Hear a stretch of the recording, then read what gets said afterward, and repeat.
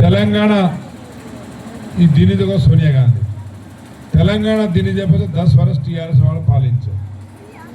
ఓ రాంగ 65 సంవత్సరాలు తమ జాగ్రత్త సామాన్యం తమ ఎగిరేకి పచ్చవాదకలం 65 సంవత్సరాల్లో సమైక్య రాష్ట్రం ఆంధ్రప్రదేశ్లో 22 మంది ముఖ్యమంత్రులు అభివృద్ధి కోసం చేసిన అప్పు 70,000 కోట్లు.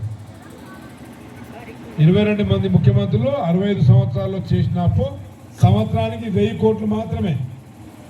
కేసీఆర్ వచ్చిన తర్వాత సంవత్సరానికి 1,00,000 కోట్లు అప్పు చేసిండు. సంవత్సరానికి 1,00,000 కోట్లు అంటే 10 సంవత్సరాల్లో 10 లక్షల కోట్ల అప్పు.